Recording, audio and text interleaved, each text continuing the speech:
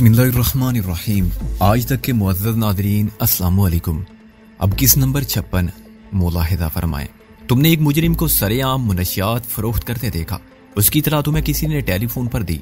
दोनों खरीदार तुम्हारे गवाह होंगे और आसानी से एतराफ़े जुर्म कर लेंगे। मुनशियात फरोख्त करने वालों के हल्के में दोनों मशहूर हैं। उसके बाद तुम घर पर छापा मारने और खाना तलाशी के वारंट लेने का इंतजाम खुद कर सकती हो। मुझे तो उससे एक बदला लेना है। तुम सोच लो कि यह बहुत बड़ा कारनामा होगा। नोट निकालो। सब इंस्पेक्टर ने फौरन फैसला कर लिया कि यह घाटे का सौदा नहीं है। मैंने उसको 5 नोट पेश किए। एक लैंप पोस्ट के नीचे खड़े होकर उसने मेरी पॉकेट डायरी पर रखे। उसने अपने कलम से हर नोट पर दस्तखत किए और तारीख डाल के मेरे हवाले कर दिए। मैंने नोटों को वापस जेब में रखा। उसे हाथ मिला के ताकीद की कि वो 9 बजे से पहले पहले अपनी नफरी के साथ पहुंच जाए और पूरी तरह चौकस रहे। और आखिर में उसे चिराग दीन का पता बता के रवाना हो गया।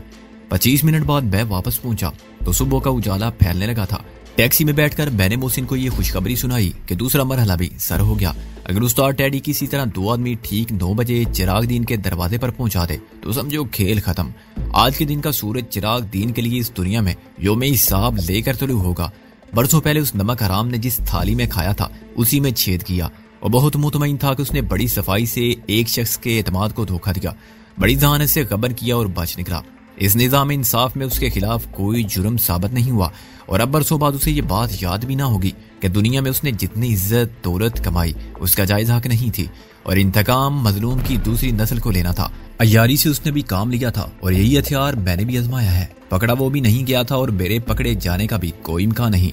और जिस तरह मैं जानता था चिराग दीन मुजरिम है, उसी तरह एक दिन वो भी जान लेगा कि बाप का इंतकाम लेने वाला वजीर खान का बेटा सिकंदर बख्ती था। इस ख्याल से मुझे यूं महसूस हुआ जैसे मेरे कर्ज का बहुत बार हल्का हो गया हो। सोचा तो शायद मेरे वालिद ने भी यही था कि इस मक्कार नमक हराम को ऐसी सजा दी जाए जो इसको कानून ना दे सका, लेकिन उसको इतनी मोहलत ही ना मिली। सिकंदर बख्त साहब, मोहसिन ने कहा, मैंने आपसे एक सवाल किया था। क्या? मैंने चौंक कर कहा, माफ कीजिएगा, खरीदार से बात अभी हो जाएगी? मोहसिन ने कहा, हम अभी अपनी लंगड़ी लूली फ्रंच चला रहे थे। अभी तक वो माल चिराग दीन को नहीं मिला है जो खरीदार लेने जाएगा। मेरी मुराद उस 500 के बाल वाले पैकेट से है। मेरे जवाब देने से पहले ही टैक्सी मोइनी रोड पर रुक गई थी। पतली सी सड़क पर दोनों तरफ दुकानें खुलने लगी थी। खुसूसन दूध दही की दुकानों पर बच्चे जमा हो गए थे जो हाथों में डोल, छोटी छोटी बाल्टियां, चीनी के प्याले और हर किस्म के बर्तन लिए आखिरी कोंडा खत्म होने से पहले दही हासिल करने की जिद्दोजहद में मसरूफ थे। इनके अलावा सुबह दम लस्सी पीने वाले लोग जो अलग आवाजें लगा रहे थे, पहलवान जी जरा जल्दी करना। मगर पहलवान जी सारे शोरो गुल से बेनियाज इत्मीनान से काम कर रहे थे। बाद जगह कमेटी के नलकों पर जहां लिखा था यहाँ नहाना सख्त मना है, 2-2, 3-3 अफराद बड़ी फरागत से दही बल बल के गुस्ल करने में मसरूफ थे। सड़क पर से तांगे और रेड़े वाले मुसलसल आवाजें लगाते उन लोगों को मुतवज्जो करने की कोशिश कर रहे थे जिनको ना आवाजों की परवाह थी और ना बज़ाहिर अपनी जान की। मुझे ये देखकर हमेशा हैरानी हुई थी कि 1 हॉर्स पावर की गाड़ी चलाने वाले ये कोचवान कितने माहिर हैं कि स्टीयरिंग और ब्रेक ना होने के बावजूद हुजूम में से रास्ता निकाल लेते हैं और कोई हादसा नहीं होता। पेरिस के टैक्सी ड्राइवरों के बाद दूसरों की जान हथेली पर रखकर गाड़ी चलाने का फन अगर जानते थे तो लाहौर के कोचवान। ये शहर का मिजाज था जो दुनिया के हर बड़े शहर की तरह सबसे जुदा था।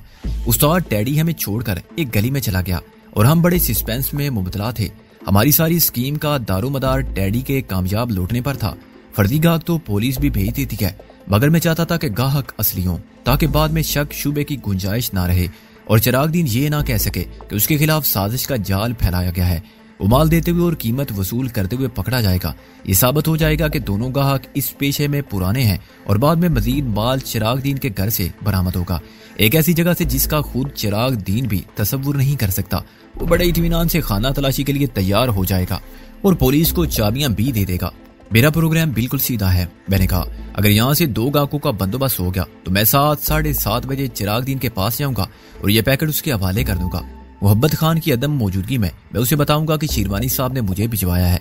इसमें कुछ पुराना जेवर है जिसके बदले एक सुनार नए डिजाइन के मुताबिक कुछ बना कर दे। क्या बना कर दे ये मुझे मालूम नहीं, लेकिन जो शख्स आएगा वो अपना नाम बताएगा और 500 रुपए भी देगा। ये शेरवानी साहब का कोई हिसाब किताब होगा जो वो खुद ही जानते हैं। और अगर उसने पूछा कि ये पैकेट तुम्हारे पास कहाँ से आया, मोहसिन ने मेरी बात काट दी। शेरवानी साहब ने मोहसिन को क्यों नहीं भेजा? इसका जवाब भी सीधा सादा है। मैंने कहा, मैं कहूंगा कि ये सब बातें आप शेरवानी साहब से पूछिएगा। मोहसिन से तो आजकल वो नाराज हैं और शायद इसलिए उन्होंने ये काम मोहसिन को नहीं सौंपा। सुबह मेरे पास एक शख्स आया था और जो कुछ उसने पैकेट देने के बाद कहा वो मैं आपको बता रहा हूँ। आप बाकी बातें शिरवानी साहब से टेलीफोन पर पूछ लीजिएगा। मुझे तो एक मुकदमे के सिलसिले में 8 बजे सिटी कोर्ट पहुंचना है। अब आप गौर फरमाइए मोहसिन मियाँ के बाद में क्या होगा। मिस्टर चिरागदीन अलादीन का ज़हन फौरन शादी के इंतजामात की तरफ जाएगा। वो फौरन समझेगा कि शिरवानी साहब फोदिया के लिए कुछ बनवा रहे होंगे और यहाँ उनका कोई जानने वाला होगा, वरना ज्वेलर तो पिंडी में भी कम नहीं है। वो खुशी खुशी डब्बा रख लेगा। हम टैक्सी वाले की छुट्टी करेंगे और 8 बजे घर। गोया हम रात भर सो के उठे हैं और हमारे गवाह होंगे हमारे पड़ोस में रहने वाले कांस्टेबल साहब, जिनको हमारी सिफारिश से थानेदार बनना है। उसका तो बाप भी कहेगा कि हम रात को अपने कमरे में सोते रहे थे। वो उसने कहका मार के कहा। अब आगे सुन, मैंने हंसकर कहा, अगर डबल एसआई शेख ने चिरागदीन को पकड़ लिया तो चश्मे माँ रोशन दिले माँ शाद, मैं उस बदमाश से उस वक्त मुलाकात करूंगा जब वो जेल पहुंच जाएगा, उससे पहले नहीं।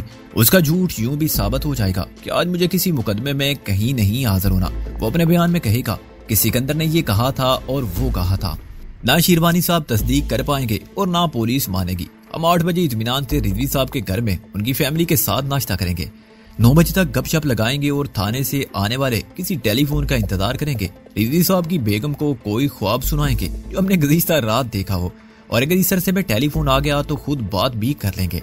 लेकिन फर्ज कर वो डबल एसआई अपने वादे पर कायम ना रहा। मोहसिन बोला, अगर उसने कह दिया कि इतला देने वाला यही शख्स था।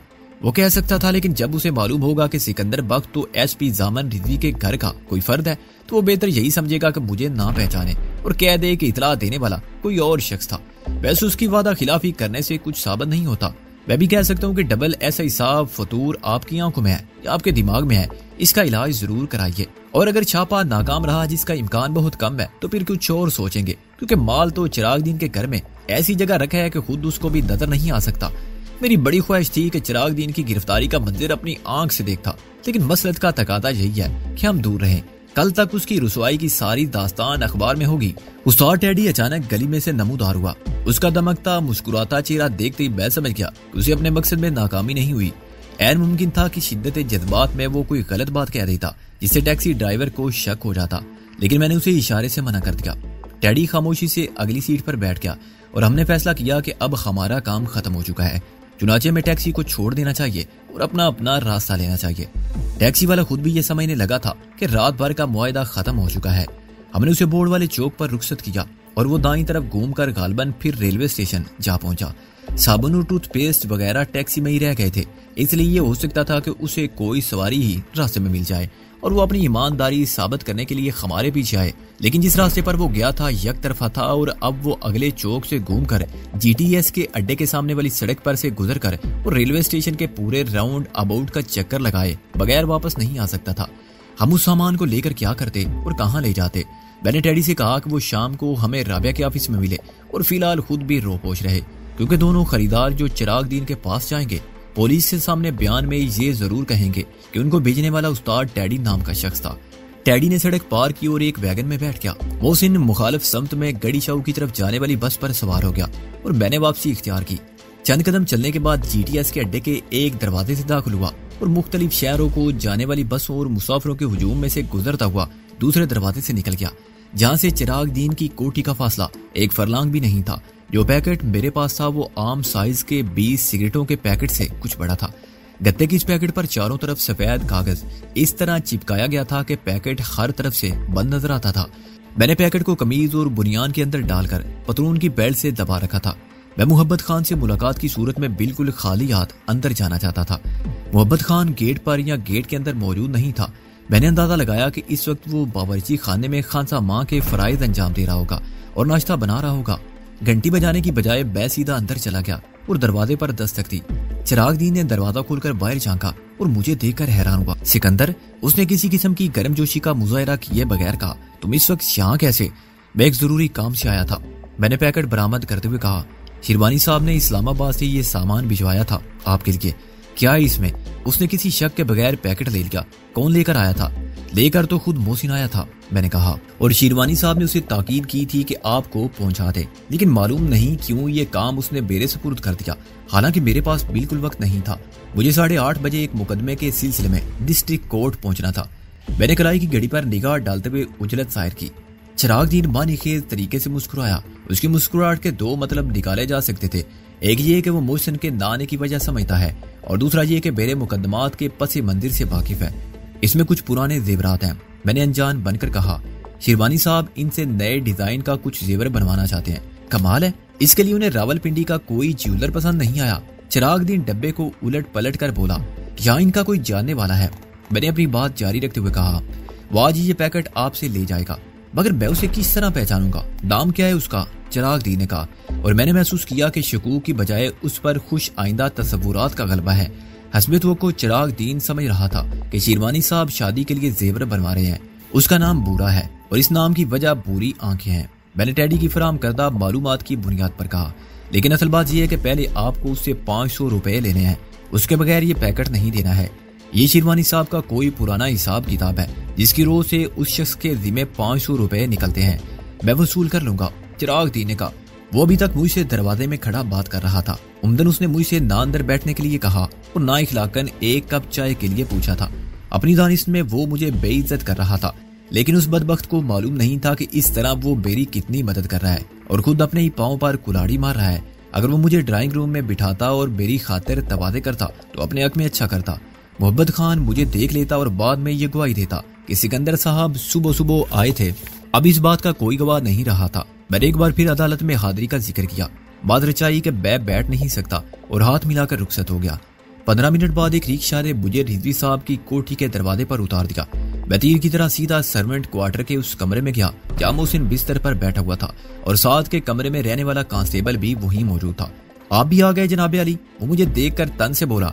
आगे का क्या मतलब है? मोहसिन ने उसे डांट कर कहा, मालूम होता है कि तुम थानेदार नहीं बनना चाहते। क्या समझाया था तुम्हें? अभी हम दोनों कल रात को 10 बजे सो गए थे। रात को तुम 2 मरतबा उठे, एक मरतबा पानी पीने और दूसरी मरतबा खारिज करने। दोनों मरतबा तुमने हमें सोता हुआ पाया और उठने के बाद भी हम घर ही में थे। यही है तुम्हारा सबक, इसे अच्छी तरह याद कर लो। अगर एक लफ्ज भी भूले तो समझ लो कि हम रिजवी साहब से तुम्हारी कोई सिफारिश नहीं करेंगे। बिल्कुल नहीं करेंगे, मैंने तायद की और अपने जूते उतारने लगा जिन पर आखिरी बार 2 हफ्ते पहले पॉलिश हुई थी और अब उन पर गर्द और कीचड़ इस तरह बैठ गए थे कि जूतों के असल रंग का पता नहीं चलता था। मोहसिन के बिल्कुल सियाह जगमग करते जूतों के मुकाबले मेरे जूते बिल्कुल किसी देहाती के 10 साल पुराने जूते लगते थे। अभी 1 घंटा पहले खुद मोहसिन के जूतों की भी यही हालत थी। अच्छा अब तुम जाओ, मगर अपना सबक याद रखना। मुझे कांस्टेबल की मस्कीन सूरत पर बेइख्तियार हंसी आ रही थी, वरना हम ऐसा सबक देंगे कि याद रखोगे तमाम उम्र। हम तुम्हारी पोस्टिंग टंडू वाला यार करा देंगे। मोहसिन ने कहा, जान अल्लाह के सिवा तुम्हारा यार कोई नहीं होगा। मैंने उसको मजीद दहशत ज़दा किया।